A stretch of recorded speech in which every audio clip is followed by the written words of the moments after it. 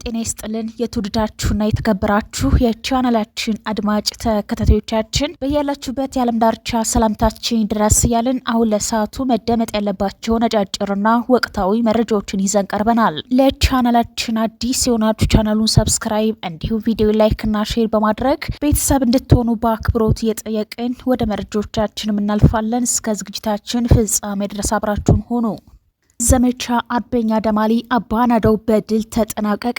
በአፋብኃ ምስራቅ አማራ ቀጠና ሚኒሊክ ዕዝ መስከረም 14 2018 ዓመተ ምህረት የተጀመረው ዘመቻ አርበኛ ደማሊ አባናደው በርካታ ወታደራዊና ፖለቲካዊ እንዲሁም ዲፕሎማሲያዊ ድሎች ታጅቦ መስከረም 30 ቀን በትላንትናው ዕለትም ተቋጭቷል። ዘመቻው መስከረም 14 2018 ከጠዋቱ 12 ሰዓት በአምስቱም ኮሮች በተመሳሳይ ሰዓት ውጊያ በመክፈት ከጀመርንበት ቅጽበት አንስቶ የአፋብኃ ሚኒሊክ ዕዝ ምስራቅ አማራ ኮር 2 ላስታ ሳምኖ ኮር ልጅ ኢያሱ ኮር ንጉስ ሚካኤል አሊ ኮር የእዙ ልዩ ዘመቻ እንዲሁም በአንዳንድ ቀጠናዎች በቅንጅት የድርጅታችን አካል የሆኑ ቴዎድሮስ ዕዝ፣ አሳምነው ዕዝ፣ በላይ ዘለቀ ዕዝና መላው የሰራዊታችን አባል በየደረጃው የሚገኙ የኃይል አመራሮችና የእዛችን ስራ አስፈጻሚ አመራሮች 24 ከ7 ረፍት አልባ የውጊያ ተሳትፎና አመራር በመስጠት የህልውና ትግሉን ታሪክ አዲስ ምዕራፍ ውስጥ ማስገባት ተችሏል።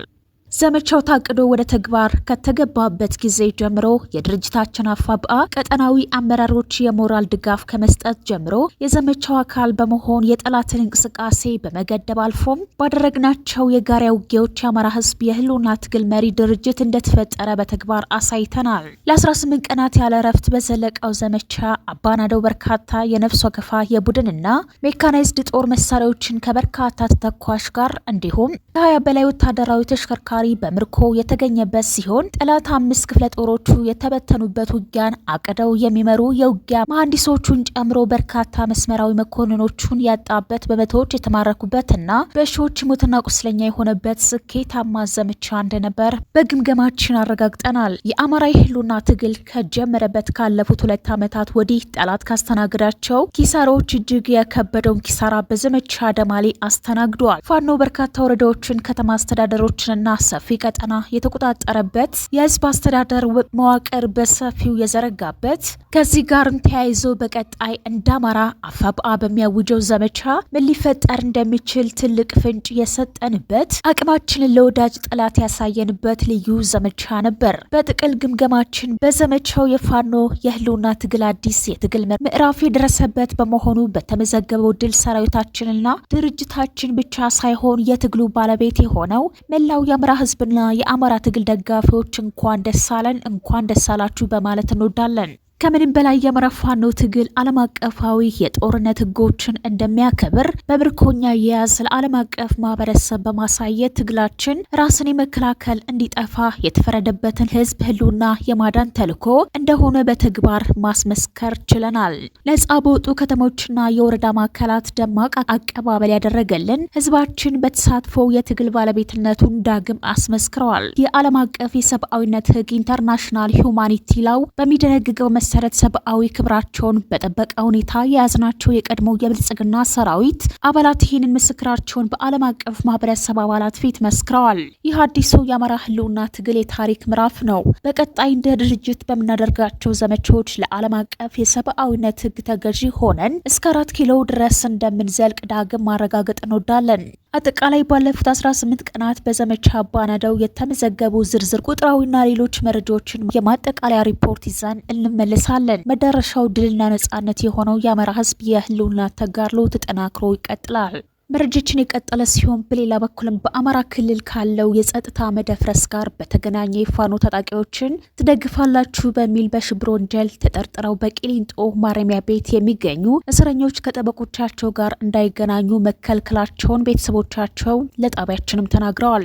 እስረኞቹ ከጠበቃቸው ጋር እንዳይገናኙ ተከለከሉ የተባለው ምን ያህል እውነት ነው ስንል ከጠበቆቹ አንዱ የሆኑት አቶ ሰለሞን ገዛሃኝ ጠይቀናቸው ነበር። አቶ ሰለሞን ጉዳዩ እውነት መሆኑን አረጋግጠዋል። አረጋግጠው እስረኞቹን አግኝተህ የህግ አገልግሎት መስጠት አትችልም በሚል የተከለከልኩት እኔ ነኝ ሲሉ ገልጸዋል። ከእስረኞቹ ጋር እንዳይገናኙ የተከለከልኩበት ምክንያት ምንድነው ተብለው ሲጠየቁ ለተነሳላቸው ጥያቄ ሲመልሱ ደግሞ ካሳለፍነው ዓመት ሐምሌ ወር ጀምሮ እስከ ጥቅምት ወር 2018 ዓ.ም ድረስ በሽብር የተከሰሱ እስረኞችን ለይተው ከጠበቆቻቸው ጋር እንዳይገናኙ በሚል በማረሚያ ቤቱ አስተዳደር ተከልክለናል ሲሉ አቶ ሰለሞን አክለዋል። ጠበቃው ጨምረው እንኳን በጠበቆቻቸው ቤተሰቦቻቸው ገብተው እንዳይጠይቋቸው ከፍተኛ ጫና እንደተደረገባቸው ነው ሲሉ ተናግረዋል። በሽብር ወንጀል የተከሰሱ እስረኞች ከሌላው በተለየ ሁኔታ ሕክምና ሳይቀር እየተከለከሉ ነው ያሉት ጠበቃ ሰለሞን በጠና ታማው አልጋ ላይ የዋሉት የአዲስ አበባ ከተማ ምክር ቤት አባል ዶክተር ካሳ ተሻገር ሕክምና እንዳያገኙ ከተከለከሉት እስረኞች ውስጥ አንዱ ናቸው ብለዋል። ዶክተር ካሳ በጀርባ ዲስክ መንሸራተት ምክንያት መንቀሳቀስ እንዳልቻሉ የተናገሩት ጠበቃው ማረሚያ ቤቱ ለማሳከም ፍቃደኛ አልሆነም ብለዋል።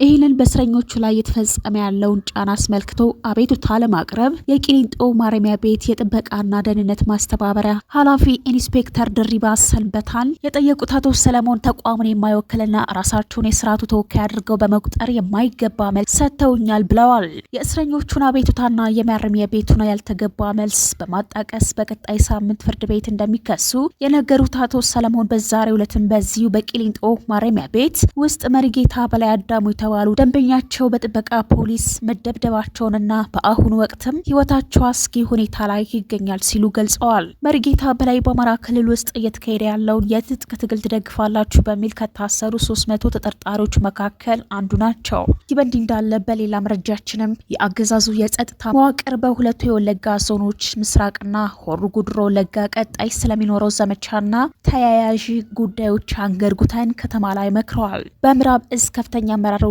በተመራው ስብስብ ወቅቱ የሰብል መሰብሰቢያ ወቅት ስለሆነ የኛ የደህንነት ሰዎች በቀን ሰራተኛ ስም ፋኖ ወዳለበት ቀጠና ሂደው አስፈላጊውን መረጃ እንዲያመጡ በሚል ስምምነት ላይ ተደርሷል። በመሆኑም ወቅቱ የጠበቁ አማራው አመት ሙሉ የለፋበትን ሰብል እንዳይሰበስብና መጠነ ሰፊ ጭፍጨፋ ለማድረግ ስለታሰበ ህዝባችን አስፈላጊውን ጥንቃቄ እንዲያደርግና ጸጉረ ልውጦችንም ሲመለከት አስፈላጊው ምርመራ እንዲያደርግ እናሳስባለን ሲል የአፋብኃ ቢዛሞ እዝ ህዝብ ግንኙነት ኃላፊ ዲያቆን ክንዱ አሸናፊ ገልጸዋል። መረጃችን የቀጠለ ሲሆን በሌላ በኩልም ታላቅ ህዝባዊ ውይይት በደብረ ኤልያስ ቀስተ ደመና ብርጌድ ተደረገ። በአፋብኃ ምስራቅ አማራ ቀጠና ቴዎድሮስ እዝ ቀኝጌታ ዮፍታይ ንጉሴ 6ኛ ክፍለ ጦር የበረሀኛው ቀስተ ደመና ብርጌድ በሚያስተዳድረው በደብረ ኤልያስ ወረዳ በሚገኘው በተለያዩ ቀበሌዎች ሰፊና ጥልቅ ተከታታይ ህዝባዊ ውይይቶችን እያደረገ ይገኛል። በትላንትናው ዕለትም በጓይ በገነትና በደልጎማ በሶስቱ ቀበሌዎች ህዝባዊ ውይይትም አካሂዷል።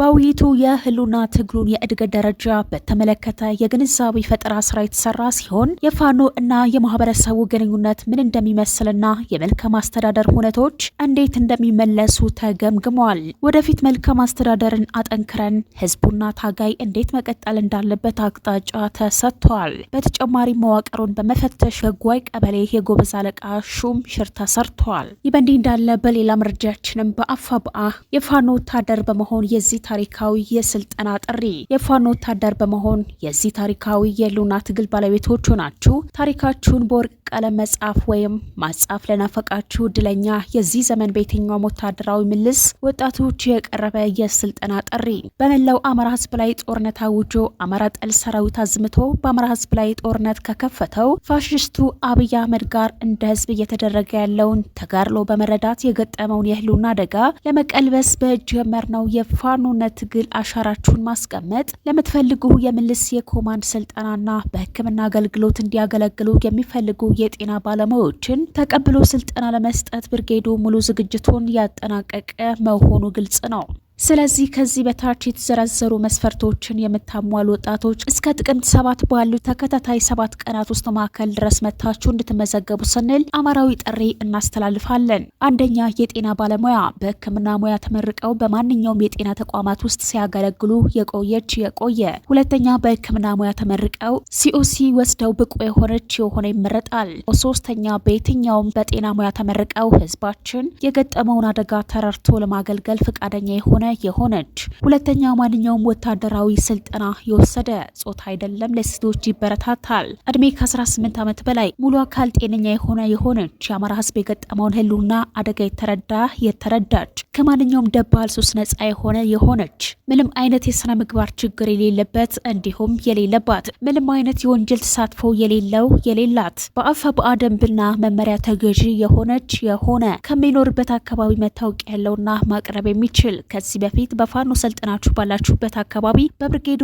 ቆዩ የተባላችሁ እንዲሁም በመንግስት የጸጥታ መዋቅር ውስጥ የነበራችሁ ፖሊስ፣ ሚሊሻ፣ አድማ በትን፣ ሰላም አስከባሪና መከላከያ ሰራዊት በመንግስት መዋቅር ውስጥ በአመራርነት ሲያገለግሉ የቆዩ በማገልገል ላይ የሚገኙ አመራሮች የመንግስት ሰራተኞች ጨፍጫፊውን ስርዓት በመቃወም ከወዲሁ ከአማራ ህዝብ ትግል እንድትቀላቀሉ ብርጌዱ በአጽንኦት ይጠይቃል። እንዲሁም ማሳሰቢያ፣ አዲስ ምልምል ሰልጣኝ በቅርብ ቀን ጥሪ የምናደርግ ስለሆነ ተዘጋጅታችሁ እንድትጠብቁ እናሳውቃለን። ለምዝገባ ከተሰጠው ቀን ውጭ የመጣ የማናስተናግድ መሆኑን ገልጻለን። መታወቂያ ያላት። የተወደዳችሁና የተከበራችሁ የቻናላችን አድማጭ ተከታታዮቻችን ለዛሬ ያዝንላችሁ መረጃዎች እነዚህ ናቸው። ቻናሉን ሰብስክራይብ እንዲሁም ቪዲዮ ላይክ እና ሼር በማድረግ ቤተሰብ እንድትሆኑ በአክብሮት እንጠይቃለን።